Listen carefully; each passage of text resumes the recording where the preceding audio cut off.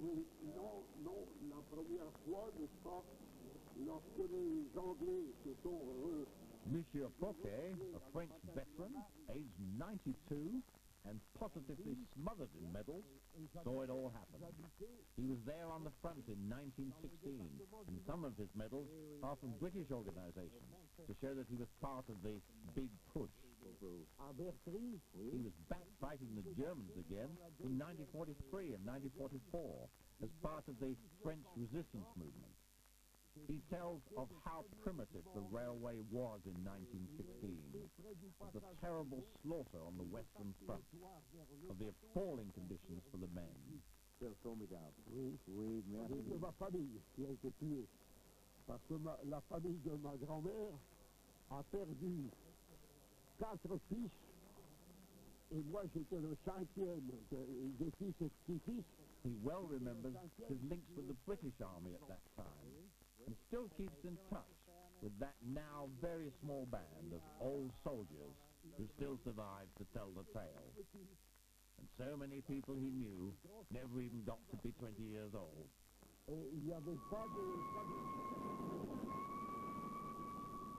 For the benefit of our cameras, the railway got out some of its prize exhibits, recreated a First World War train. I'm afraid they couldn't come up with many live shells, but this is pretty near to how it would have been. A small steam engine on the front, working cab first, which means it's pretty breezy on the footplate, followed by one of the original flat wagons where the shells would have been. On the hastily laid track, the wagons would have swung all over the place, hence the need to make sure that the shells were firmly bedded down. The driver would have to keep his eyes open for any bad bits of track ahead that might cause excessive swaying and derail the whole train.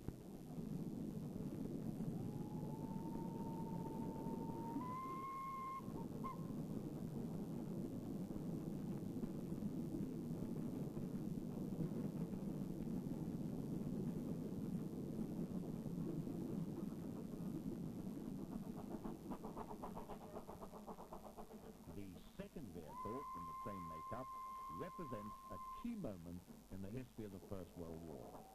On the 6th of April 1917, America entered the war against Germany. Now, General Pershing, Commander-in-Chief of the American forces in Europe, led his men to the front lines. And how else to go but on the little railway? The general decided that he didn't want his men to get their feet wet before they even reached the trenches. So special weatherproof wagons, known as Pershing, were built to take the Americans to the forward line and arrive with their powder dry. This, then, is the story of a strange little railway. The veterans who come back to remember the past and enjoy a fame that was never theirs when it was all happening.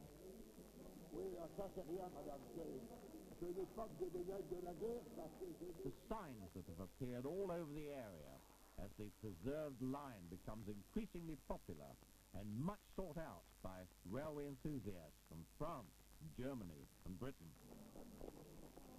The smart restored station where the line once connected with the standard gauge railway from Albert.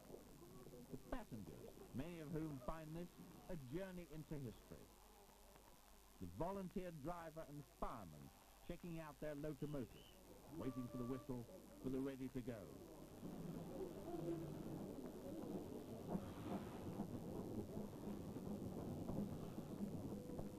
Excitement of the sound of the locomotive as the train sets out on its journey.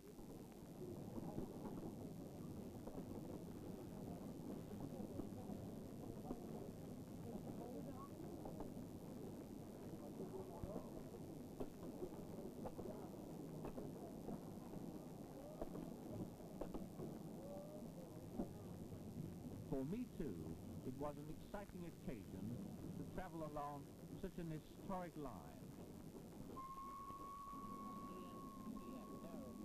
And talking to Monsieur Poquet was a unique experience, making contact with someone who can actually bridge the time gap back to the start start of the line.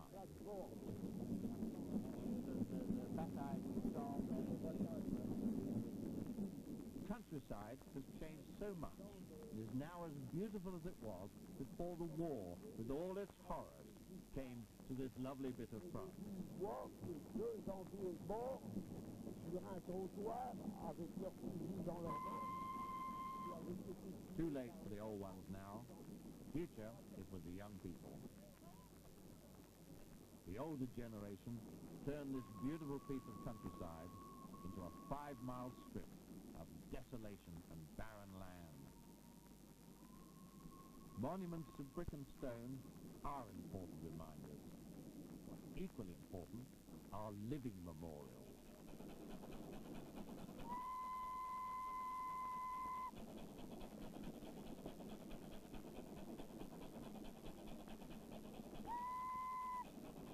Just as the holidaymakers clambered aboard, so the soldiers of the First World War jumped onto the self-same trains and carriages of the Somme narrow-gauge railway 70 years ago.